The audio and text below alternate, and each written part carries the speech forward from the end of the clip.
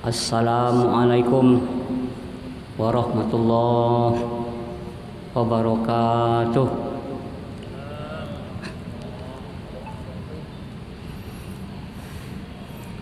Alhamdulillahilladzi khalaqal mauta wal hayata liyabluwakum ayyukum ahsanu amala wa huwal azizul ghafur.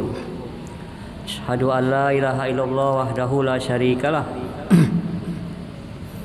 wa asyhadu anna Muhammadan abduhu wa rasuluhu la nabiyya ba'dah. Allahumma shalli wa sallim wa barik ala habibina wa maulana Muhammad wa ala alihi thayyibin wa sahabatihi al-akramin wa man da'a bi da'watihi wa tamassaka bi sunnatihi wa sara ala hadihi ila yaumiddin. Yang terhormat bapak-bapak, ibu-ibu, saudara-saudari undangan Allah jamaah salat zuhur. Alhamdulillah kita masih sehat sampai hari ini dan masih diberi umur panjang untuk menambah amal baik sebelum malaikat maut menjemput kita.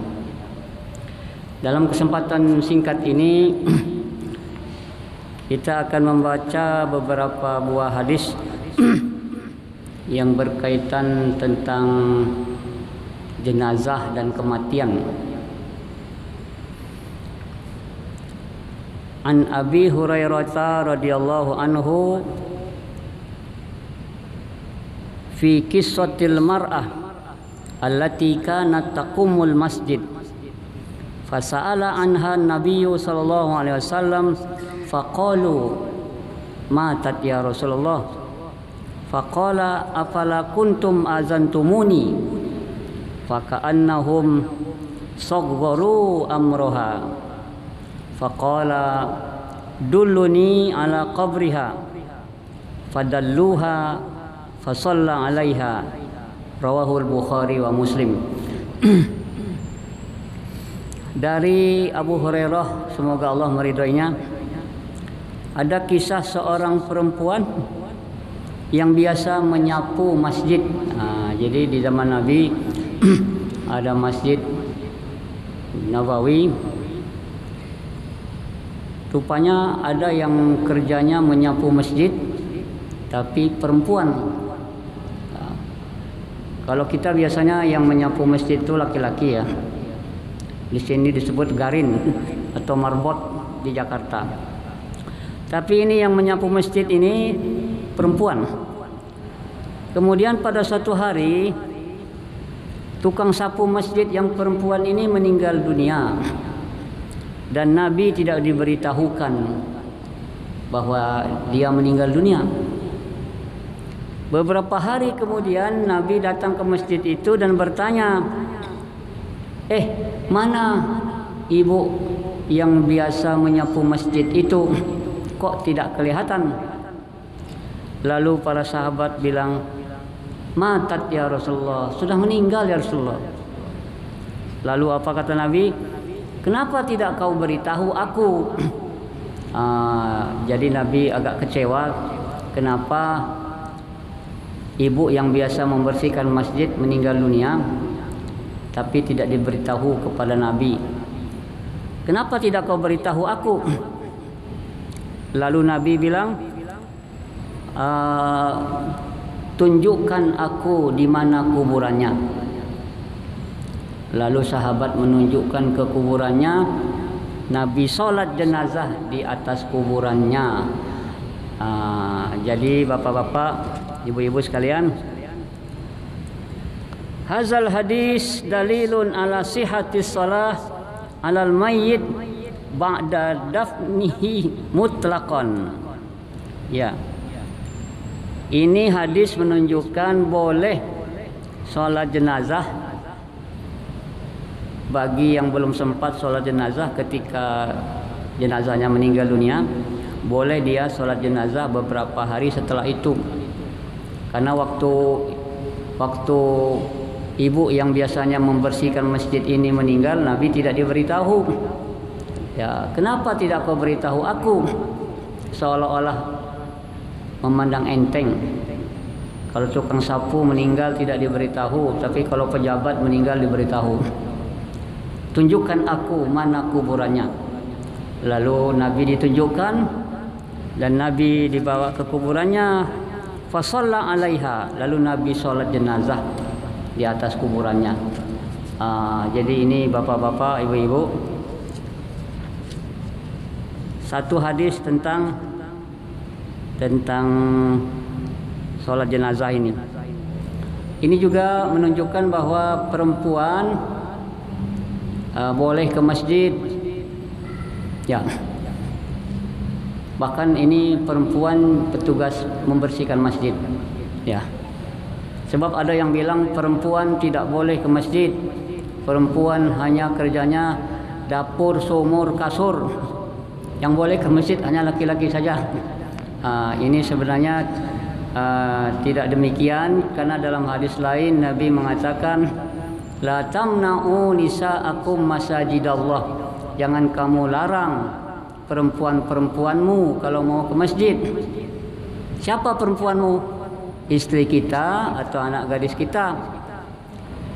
Tapi falyakhrujna tafilat, hendaklah dia ke masjid tidak pakai harum-haruman, tidak pakai pakaian yang mencolok, yang merangsang, menarik perhatian. Ya, memang wa buyutuhunna khairun lahunna. Memang rumahnya lebih baik daripada dia beribadah di rumah, memang bagus. Tapi perempuan tidak dilarang untuk ke masjid. Di sini malah perempuan menjadi petugas kebersihan masjid. Satu lagi hadis kita baca. An Abdullah bin Ja'far radhiyallahu anhu qala lamma jaa na'yu Ja'far ibni Abi Thalib hina kutila qala Rasulullah sallallahu alaihi wasallam isna'u li ali Ja'far ta'aman faqad atahum ma yusghiluhum. Ketika Ja'far bin Abi Thalib meninggal dunia, Ja'far bin Abi Thalib ini saudaranya Ali bin Abi Thalib. Jadi Ja'far bin Abi Thalib meninggal dunia, lalu Nabi berkata, isna'u li ali Ja'far ta'aman, buatlah makanan olehmu, bawalah ke rumah duka, ke rumah Ja'far bin Abi Thalib, karena mereka sedang sibuk mengurus jenazah. Jadi bapak-bapak, ibu-ibu, kalau menurut petunjuk hadis ini, kalau ada yang meninggal dunia, tentu keluarganya sibuk. Ya, banyak tamu berdatangan, bertakziah, lalu keluarganya memandikan jenazah, mengafani, menyolatkan, membawanya ke kuburan. Mungkin pulang dari kuburan sudah jam 3. Belum, badan capek, letih, ya, sampai di rumah makanan tidak ada. Jadi seharusnya kita yang tidak dapat musibah atau kongsi kematian kalau di Padang, buat makanan bawa ke rumah duka. Ya, ada nasi sakatidiang, ada sambal, sehingga orang yang pulang dari kuburan jam 3 itu dia bisa makan. Ya, ini sebenarnya petunjuk dari Nabi. Tapi kita di Padang kalau ada yang meninggal dunia, kadang-kadang kita membawa beras, ya, atau memasukkan uang di dalam katidiang, ya. Itu boleh juga menghibur keluarga duka. Tapi sekarang yang terjadi bukan itu. Orang mengirim karangan bunga, papan bunga, ya. Ada yang meninggal, apalagi kalau yang meninggal itu keluarganya pejabat, bapaknya pejabat atau ibunya pejabat, ya, maka karangan bunga berjejer sepanjang jalan, ya. Ini tradisi karangan bunga ini tidak ada dalam Islam sebenarnya, ya. Mubazir, ya. Kita pernah hitung berapa karangan bunga ketika seorang pejabat keluarganya meninggal dunia. Ada lebih kurang 100 buah karangan bunga berbaris. Ya. Coba berapa harga karangan bunga bapak-bapak ibu-ibu? Ya kalau yang murah 300.000 ya. Tapi kalau yang mahal bisa 500. Kita anggap sajalah karangan bunga itu 300.000. Kalau 100 buah, 300 kali 100 berapa? 30 juta ya Pak? 30 juta. Ya. Coba tanya keluarga duka. Bapak mau ibu maunya karangan bunga atau punya uang? Pasti jawabnya uang. Ya, karena kita ini semuanya supi, sukopiti. Apa gunanya karangan bunga itu? Berbangga-bangga. Orang tua saya meninggal, datang karangan bunga dari gubernur, bupati, kapolda, kapolres, dari menteri, dari direktur bank nagari, ya, dari pengusaha. Hanya berbangga-bangga bahwa saya ini bukan orang biasa, orang tua saya bukan orang biasa. Buktinya banyak karangan bunga. Ya. Jadi tidak ada hadis Nabi kalau ada yang meninggal dunia, buatlah olehmu karangan bunga, kirim ke rumah duka, pajang di pinggir jalan. Ya. Ini innal mubazzirin kanu ikhwana syayatin. Orang mubazir itu temannya setan. Wa kana syaitanu li rabbih kafura. Dan setan itu kafir kepada Tuhannya. Kalau mau juga karangan bunga sebaiknya karangan bunga itu diganti dengan amplop. Isi amplopnya 300.000. Senang itu yang keluarga duka ya Pak. Alhamdulillah ya. Kalau mau juga dua-duanya, karangan bunga ya juga, amplop berisi uang ya juga. Bagus itu. Daripada hanya karangan bunga saja.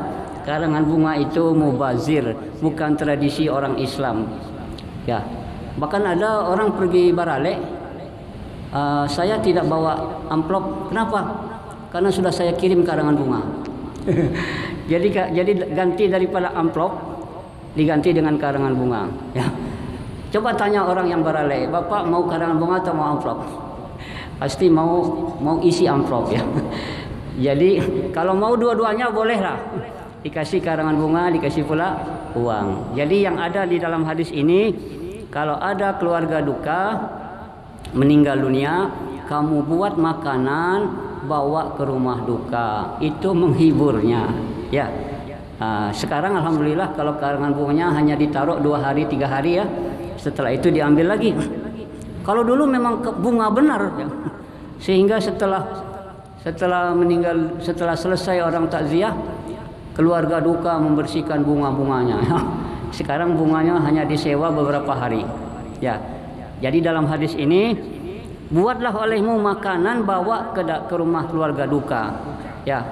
Karena mereka sedang dapat musibah, sedang bersedih, boleh diganti dengan beras, dengan uang ya, yang bermanfaat, bukan dengan karangan bunga. Tetapi ini tradisi karangan bunga mungkin dari tradisi orang barat ya. Ya. Tapi maaf Bapak-bapak sekalian, kalau saya bilang ini mungkin pengusaha karangan bunga marah dia. Kenapa Ustadz larang orang mengirim karangan bunga? Ya. Saya tidak melarang Bapak Ibu ya. Kalau untuk kematian, bawalah makanan ya, atau uang ya. Jadi mudah-mudahan kita bisa merubah tradisi ini ya, tradisi yang bukan dari ajaran Islam. Tapi katanya boleh Pak Ustadz, karena karangan bunga itu mewakili orang yang tidak sempat datang. Jadi orang tidak sempat datang tentu diwakili oleh karangan bunga. Jadi bertakziah itu boleh orangnya datang langsung. Kalau nggak bisa datang langsung, boleh dengan surat. Kalau tidak bisa, boleh dengan karangan bunga. Ya, tapi karangan bunga itu ya lebih bagus uang. Kirimlah uang. Niscaya keluarga duka menjadi senang dan bahagia. Demikian saja, carilah dunia sebanyak-banyaknya seolah-olah kita akan hidup selama-lamanya. Tapi siapkanlah diri kita untuk kematian, karena kita tidak tahu kapan kita akan meninggal dunia. Bapak-bapak, saya sering bilang rukun Islam yang 5 hanya satu yang tidak perlu uang. Apa? membaca 2 kalimat syahadat tak perlu uang. Rukun Islam kedua solat. Solat perlu uang. Beli kopiah, beli sajadah, beli talakong, beli kain sarung. Apalagi kalau masjidnya pakai AC ya. Rukun Islam ketiga puasa. Apakah puasa perlu piti? Perlu. Pembali pembukuan. Apalagi biaya hidup di bulan Ramadan lebih besar ya. Rukun Islam ketiga, keempat, zakat. Zakat perlu uang. Kalau tidak punya uang bagaimana mau berzakat? Rukun Islam kelima, haji. Haji juga perlu uang. Kalau tidak punya uang bagaimana bisa pergi haji? Ya. Kecuali haji abidin, haji atas biaya dinas. Ya. Atau haji kosasi, haji ongkosnya dikasih. Tapi dalam rukun Islam yang 5 itu ada pesan tersirat, wahai umat Islam, kamu harusnya jadi orang kaya. Bisa sholat, bisa puasa, bisa haji, bisa umroh, bisa menolong orang. Ya, tapi orang kaya yang makin kaya makin dekat dengan Allah. Bukan orang kaya yang makin kaya makin ceke, makin kikir. Di dalam Quran ada orang kaya makin dekat dengan Allah. Nabi Sulaiman. Ada orang kaya yang makin kaya makin kikir, merasa kekayaannya karena kehebatannya. Itulah dia Qarun. Qarun itu kekayaannya dibenamkan Allah di Mesir. Kita sekarang di Padang, kalau beli tanah, lalu kita gali untuk bikin pondasi, bertemu dengan peti berisi emas, kita bilang harta karun. Padahal si Karun tidak pernah datang ke Indonesia. Si Karun tidak pernah datang ke Padang. Ya. Tapi karena orang kaya yang makin kikir, itulah keturunan Qarun. Orang kaya yang makin dekat dengan Allah, makin pemurah. Itulah Nabi Sulaiman alaihissalam. Mudah-mudahan kaji yang singkat ini ada faedahnya. Mohon maaf kalau ada yang tidak berkenan di hati. Subhanakallahumma wa bihamdika asyhadu alla ilaha illa anta astaghfiruka wa atubu ilaik. Assalamualaikum warahmatullahi wabarakatuh. Allahu akbar, Allahu akbar. Asyhadu an la